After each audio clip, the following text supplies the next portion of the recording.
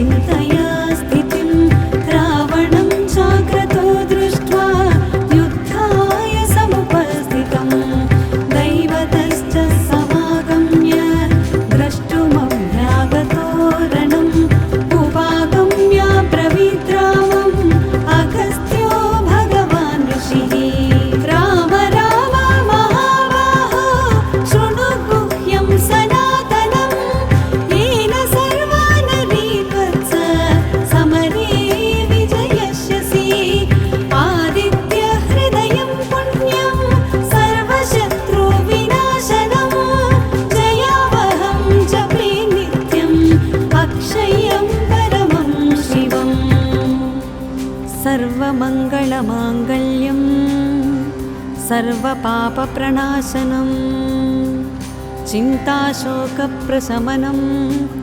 आयुर्वर्धनमुत्तमम् रश्मिवन्तं समुद्यन्तं देवासुरनमस्कृतं पूजयस्व विवस्वन्तं भास्करं भुवनेश्वरं सर्वदेवात्मको ह्येष तेजस्वी रश्मिभावनः एष देवासुरगणान् लोकान् पाति कभस्तिभिः एष ब्रह्मा च विष्णुश्च शिवस्कन्दः प्रजापतिः महेन्द्रो धनदः कालो यमः सोमो ह्यपापतिः पितरो वसवः साध्या यस्विनो मरुतो मनुः वायुर्वह्निः प्रजाप्राण ऋतुकर्ता प्रभाकरः आदित्यः सविता सूर्यः खगः पूषा गभस्तिमान् सुवर्णसदृशो भानुर्हिरण्यरेता दिवाकरः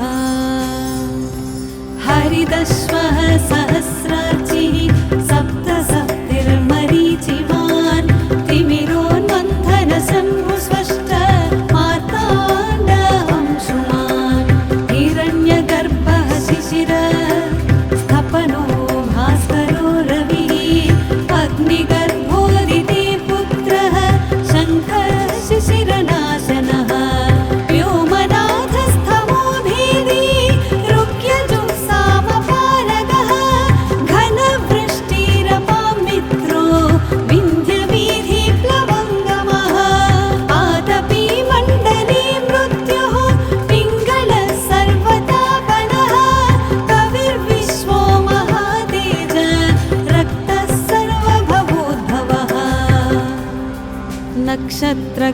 नक्षत्रग्रहताराणाम् अधिपो विश्वभावनः तेजसामपि तेजस्वी द्वादशात्मनमोऽस्तु ते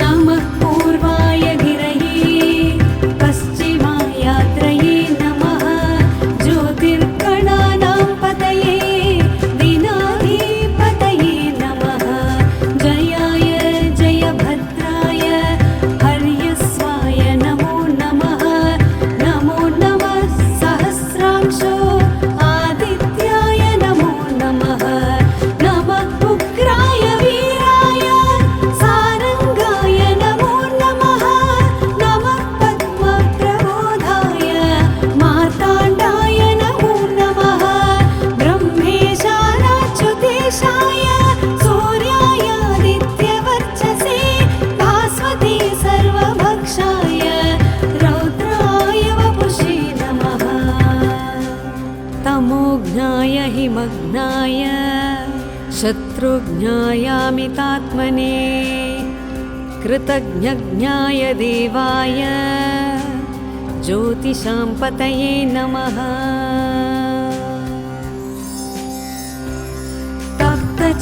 तप्तचामीकराभाय वह्नये विश्वकर्मणे नमस्तमोभिनिघ्नाय रुचये लोकसाक्षिणे नाशयस्त्येष वैभूतं तदेव सृजति प्रभुः पायत्येष तपत्येष वर्षत्येष गभस्तिभिः येष सुप्तेषु जागर्ति भूतेषु परिनिष्ठितः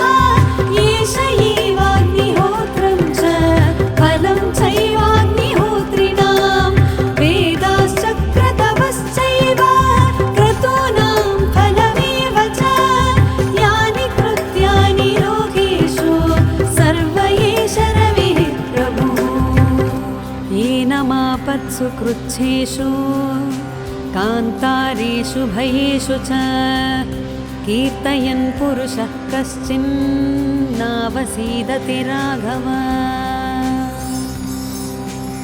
पूजयस्वैरमेकाग्रो देवदेवं जगत्पतिम् एतत् त्रिगुणितं जप्त्वा युद्धेषु विजयस्यसि। अस्मिन् क्षणे महाबाहो रावणं त्वं वधिष्यसि। एवमुक्त्वा तदागस्त्यो जगाम च यथागतम्। एतच्छ्रुत्वा महातेज नष्टशोको भवत्तदा धारयामास सुप्रीतो राघवः प्रयतात्मवान्। आदित्यं प्रेक्ष्य जप्त्वा तु परं हर्षं अवाप्तवान्। त्रिराचम्य शुचिर्भूत्वा धनुरादाय वीर्यवान्। रावणं प्रेक्ष्य हृष्टात्मा युद्धाय समुपागमत्। सर्वयत्नेन महता वधे तस्य धृतोऽभवत्।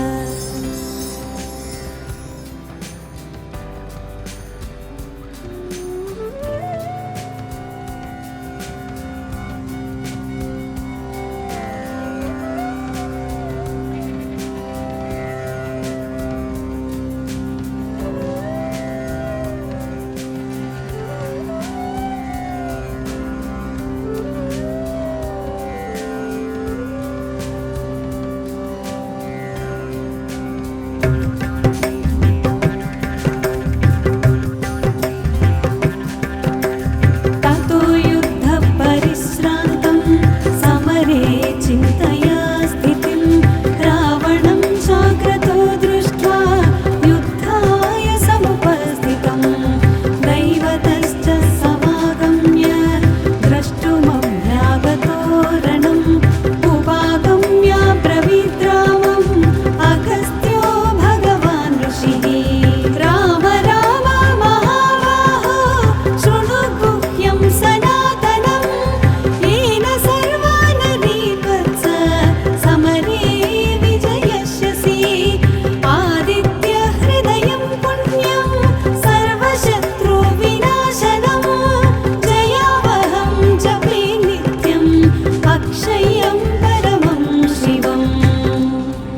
सर्वमङ्गलमाङ्गल्यं सर्वपापप्रणाशनम् चिन्ताशोकप्रशमनम् आयुर्वर्धनमुत्तमम्।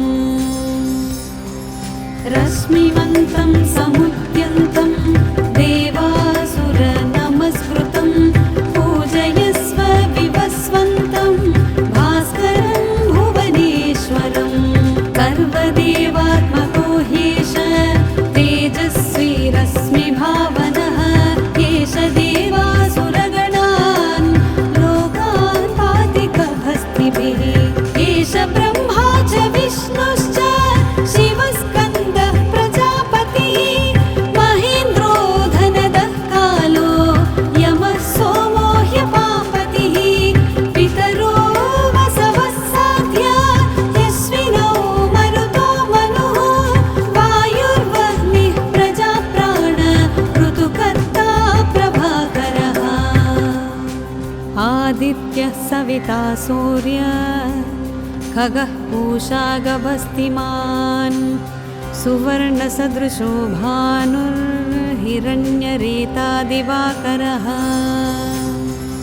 हरिदश्वः सहस्रार्चिः सप्तसप्तिर्मरीचिमान्।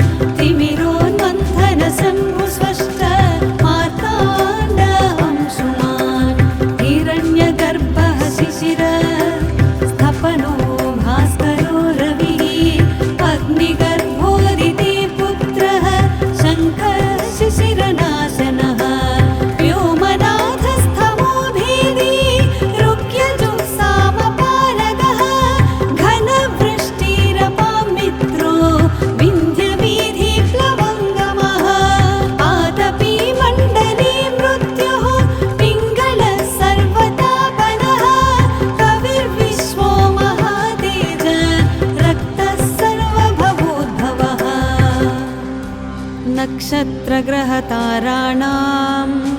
अधिपो विश्वभावनः तेजसामपि तेजस्वी द्वादशात्म नमोऽस्तु ते। नमः पूर्वाय गिरये पश्चिमायात्रये नमः ज्योतिर्गणानां पतये दीनाधिपतये नमः जयाय जयभद्राय हर्यस्वाय नमो नमः। नमो नमः सहस्रांशो आदित्याय नमो नमः। नमः उग्राय वीराय सारंगाय नमो नमः। नमः पद्मप्रबोधाय मार्ताण्डाय नमो नमः। ब्रह्मेशानाच्युतेशाय सूर्यायादित्यवर्चसे भास्वते सर्वभक्षाय रौद्राय वपुषे नमः। तमोज्ञाय हिमज्ञाय शत्रुज्ञायामितात्मने कृतज्ञज्ञाय देवाय ज्योतिषां पतये नमः।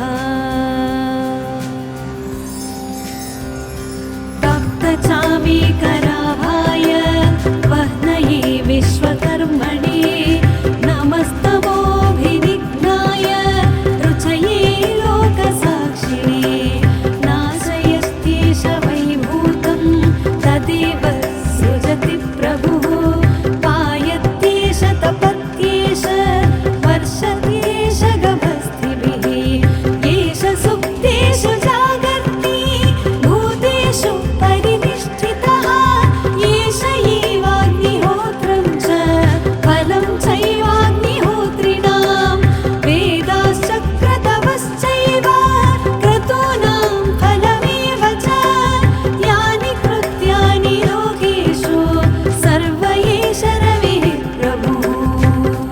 येनमापत्सु कृच्छ्रेषु कान्तारेषु भयेषु च कीर्तयन् पुरुषः कश्चिन्नावसीदति राघव। पूजयस्वैरमेकाग्रो देवदेवं जगत्पतिम् एतत्त्रिगुणितं जप्त्वा युद्धेषु विजयस्यसि। अस्मिन् क्षणे महाबाहो रावणं त्वं वधिष्यसि।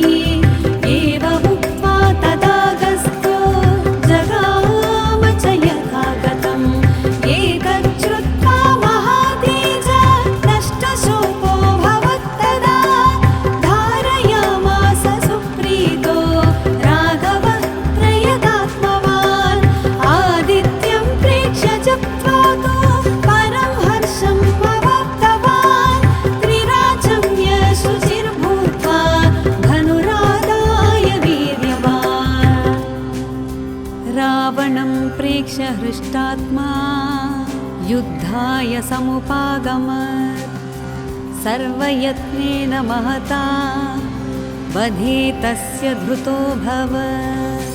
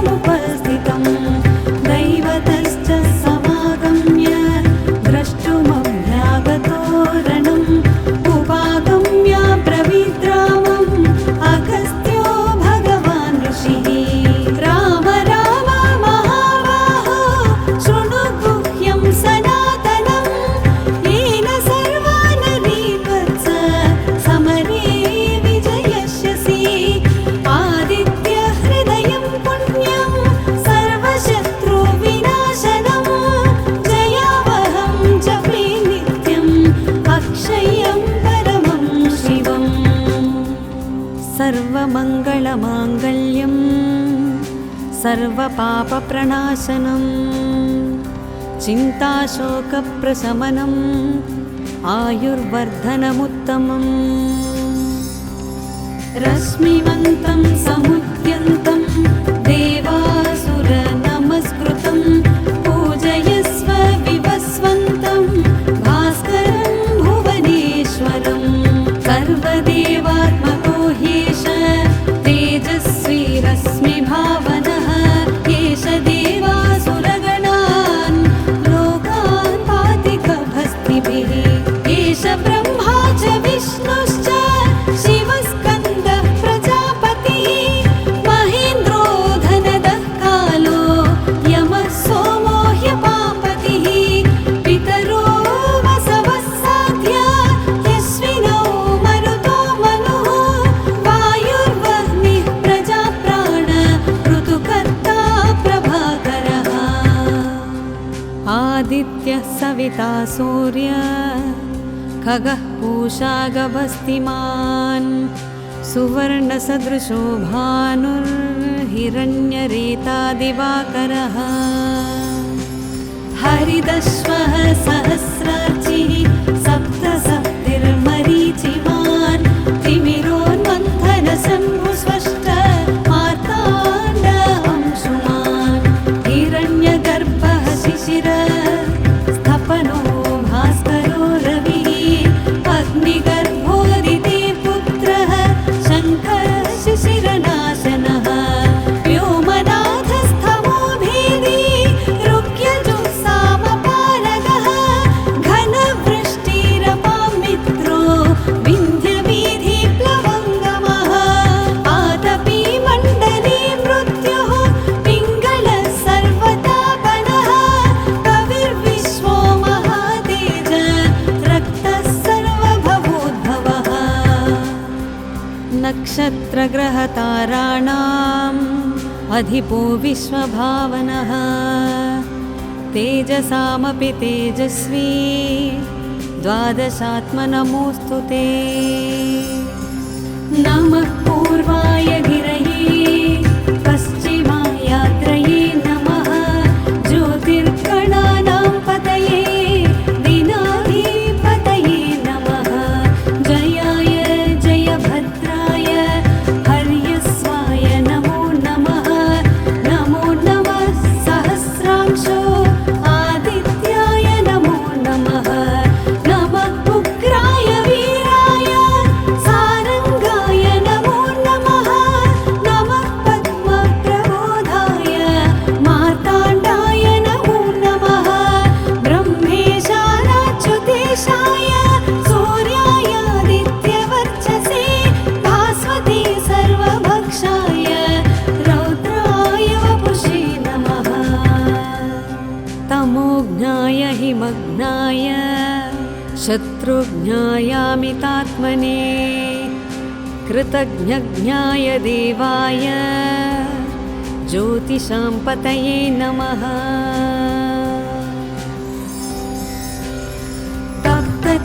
तप्तचामीकराभाय वह्नये विश्वकर्मणे नमस्तमोभिनिघ्नाय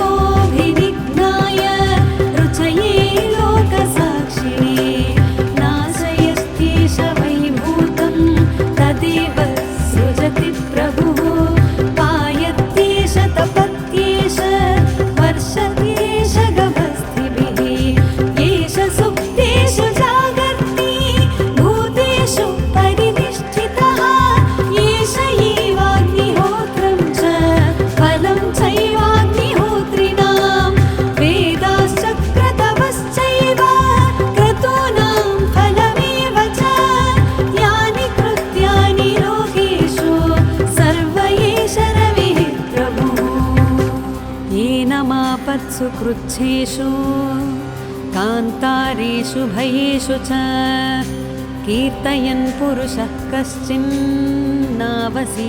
राघव पूजयस्वैरमेकाग्रो देवदेवं जगत्पतिम् एतत्त्रिगुणितं जप्त्वा युद्धेषु विजयस्यसि अस्मिन्